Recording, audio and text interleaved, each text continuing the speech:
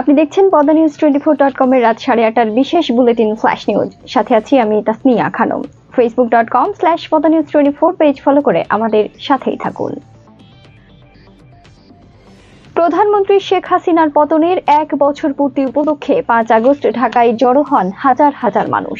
ওই দিন তুমুল বৃষ্টির মধ্যে অন্তর্বর্তী সরকারের প্রধান উপদেষ্টা ডক্টর মোহাম্মদ ইউনূস এবং একাধিক রাজনৈতিক দলের নেতাকর্মীরা একত্রিত হয়ে নতুন বাংলাদেশ গড়ার পরিকল্পনা উন্মোচন করেন। পুরো দেশে বিজয় র্যালি, জাতীয় পতাকা উত্তোলন, কনসার্টের আয়োজন এবং বিশেষ দোয়া অনুষ্ঠিত হয়। অনেকে হাসিনার পতনের দিনকে দ্বিতীয় স্বাধীনতা বলেও মন্তব্য করেন। অধিকার কর্মীদের দাবি, হাসিনার পতনের পর মব সহিংসতা, গণপিটুনি, পাল্টা হামলা এবং ধর্মীয় উগ্রবাদের পুনরুত্থান ঘটেছে, যা দেশের গণতন্ত্রের পথে হুমকি তৈরি করেছে। অন্যদিকে সাবেক প্রধানমন্ত্রী শেখ হাসিনা ক্ষমতাচ্যুত হয়ে ভারতে আশ্রয় নিয়ে দেশের পরিস্থিতির উপর নজর রাখছেন। পাশাপাশি তিনি ক্ষমতার অপব্যবহার করে দেশের মানুষের উপর দমন পীড়ন ও হত্যাযজ্ঞ চালানোর বিষয়টি অস্বীকার করেন। এছাড়া তিনি মানবতা বিরোধী অপরাধের অভিযোগে বিচারের মুখোমুখি হতে দেশে ফেরত আসতে অস্বীকৃতি জানিয়েছেন। রোববার বিবিসি তাদের প্রকাশিত এক প্রতিবেদনে এসব তথ্য জানায়। দেশে এখনো রাজনৈতিক স্থিতিশীলতা আসেনি, তাই এই মুহূর্তে সবাই বিনিয়োগে ঝাঁপিয়ে পড়বে এমন প্রত্যাশা থাকলে সেটি ভুল। রোববার সকালে ঢাকায় এক সেমিনারে এসব কথা বলেন বাংলাদেশ ব্যাংকের governor doctor Ahsan H Mansur. অনুষ্ঠানে অন্য বক্তারা বলেন, মানুষের অনেক প্রত্যাশা এই সরকারের কাছে। সার্বজনীন স্বাস্থ্য বীমা চালুর কথা বলা হয়েছিল, কিন্তু এখনো কোনো উদ্যোগ নেওয়া হয়নি। নতুন মার্কিন শুল্ক নীতির কারণে রপ্তানি পণ্যে বৈচিত্র্য আনার বিষয়টিতে আরও অনেক বেশি গুরুত্ব দেওয়ার তাগিদ দেন বক্তারা। গাজীপুরে সাংবাদিক হত্যার ঘটনায় দুঃখ প্রকাশ করে স্বরাষ্ট্র উপদেষ্টা জাহাঙ্গীর আলম চৌধুরী বলেন, জাতি হিসেবে আমরা অসহিষ্ণু এবং ধৈর্যের অভাব রয়েছে। তবে ভিডিও না করেও মোবাইল ছুঁড়ে মারলেই দুর্ঘটনা প্রতিহত করা সম্ভব। রোববার সচিবালয়ে বৈঠক শেষে তিনি একথা বলেন। উপদেষ্টা বলেন, সাংবাদিক হত্যার ঘটনায় যারা জড়িত তাদের অধিকাংশকে ইতোমধ্যেই আইনের আওতায় আনা হয়েছে। সবাইকে ভালোভাবে শাস্তি দিতে সর্বোচ্চ ব্যবস্থা গ্রহণ করা হবে। চার্জশিট যত দ্রুত সম্ভব দেওয়া হবে বলেও জানান তিনি।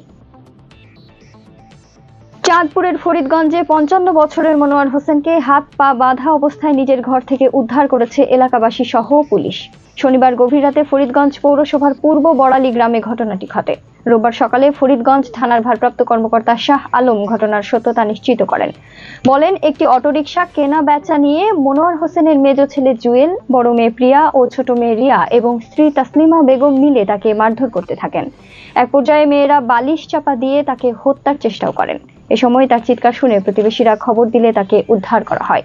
এ ঘটনায় মনোয়ার হোসেনের স্ত্রী, ছেলে, বড় ও ছোট মেয়ে রিয়াকে আটক করা হয়েছে। মনোয়ার 3 ছেলে সহ 5 সন্তানের জনক। তাদের মধ্যে 2 ছেলে বিদেশে থাকেন। গাজীপুরের সাংবাদিক আসাদুজ্জামান তুহিন হত্যা মামলার প্রধান আসামি মিজান প্রিজন ভ্যানের ভেতরে থাকা অবস্থায় ধূমপান করছিলেন। শনিবার বিকেলে এমন ভিডিও সামাজিক যোগাযোগ মাধ্যমে ভাইরাল হয়। মিজান ভ্যানের গেটে দাঁড়িয়ে ধূমপান করছিলেন। সংবাদকর্মী রেজাউল করিম কেটু মিজানের হাতে সিগারেটের ছবি ফেসবুকে পোস্ট করে লিখেন, পুলিশের প্রিজন ভ্যানের মধ্যে মিজান নেশাদ্রব্য পাইল কিভাবে। গাজীপুর মহানগর অতিরিক্ত পুলিশ কমিশনার জাহিদুল ইসলাম সংবাদ মাধ্যমকে বলেন, ছবিটি তার চোখেও পড়েছে, তবে তাদের কার্যালয় থেকে বা আদালত থেকে ফেরার পথে হতে পারে। বিষয়টি তদন্ত করার কথা বলেন। গত বৃহস্পতিবার রাতে চান্দনা চৌরাস্তা এলাকায় প্রকাশ্যে সাংবাদিক আসাদুজ্জামান তুহিনকে কুপিয়ে হত্যা করা হয়। শেষ পর্যন্ত বাংলা প্রথম পত্র পরীক্ষা দেওয়ার সুযোগ পাচ্ছে না ঢাকা সরকারি বাংলা কলেজ কেন্দ্রের এইচএসসি পরীক্ষার্থী আনিসা আহমেদ। 26 জুন নির্ধারিত সময়ের 1 ঘন্টা পর পরীক্ষা কেন্দ্রে পৌঁছার কারণে ল্যাবরেটরি স্কুল অ্যান্ড কলেজের এই শিক্ষার্থী পরীক্ষা দিতে পারেনি। সে সময় সামাজিক মাধ্যমে তার কান্নার ছবি ছড়িয়ে পড়ে। তার দাবি, স্ট্রোক করা মাকে নিয়ে হাসপাতালে যাওয়ার কারণে যথাসময়ে কেন্দ্রে উপস্থিত হতে পারেনি। তখন শিক্ষা উপদেষ্টা অধ্যাপক চৌধুরী রফিকুল আবরার জানিয়েছিলেন, পরীক্ষা নেওয়ার ব্যবস্থা করা হবে। তবে শিক্ষা মন্ত্রণালয় ও শিক্ষা বোর্ডের তদন্তে বলা হয়েছে, মায়ের স্ট্রোকের দাবিটি সঠিক নয়, তাই তার পরীক্ষা দেওয়ার বিষয়ে কোনো সিদ্ধান্ত হয়নি। ঢাকা শিক্ষা বোর্ডের চেয়ারম্যান অধ্যাপক খন্দকার এহসানুল কবির গণমাধ্যমকে বলেন, বাংলা একটি পত্রে যদি 66 নম্বর পায় তাহলে সে পাশ করে যাবে। চোটের কারণে দীর্ঘায়িত হচ্ছে লিওনেল মেসির মাঠে ফেরার বিষয়টি। লিগের ম্যাচে কাল সোমবার ভোরে অরল্যান্ডো সিটির মুখোমুখি হবে তার দল ইন্টার মায়ামি।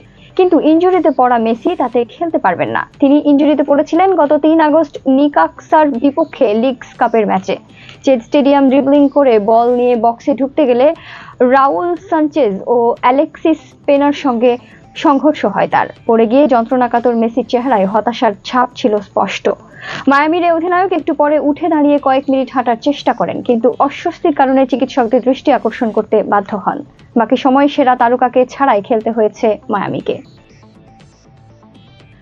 গুরুত্বপূর্ণ সব সংবাদ জানতে পদানিউজ24.com এর বিশেষ বুলেটিন ফ্ল্যাশ নিউজ দেখবেন প্রতিদিন রাত 8:30টায়। ফ্ল্যাশ নিউজ দেখতে ফেসবুকে আমাদের ফলো করুন facebook.com/পদানিউজ24 আর ইউটিউবে সাবস্ক্রাইব করুন youtube.com/পদানিউজ24 চ্যানেলটি। নিয়মিত দেশ বিদেশের আপডেট সব সংবাদ জানতে ভিজিট করুন মাল্টিমিডিয়া নিউজ পোর্টাল পদানিউজ24.com। পরবর্তী ফ্ল্যাশ নিউজ দেখার আমন্ত্রণ জানিয়ে বিদায় নিচ্ছি আমি তাসনিয়া খানম। ভালো থাকুন, সুস্থ থাকুন।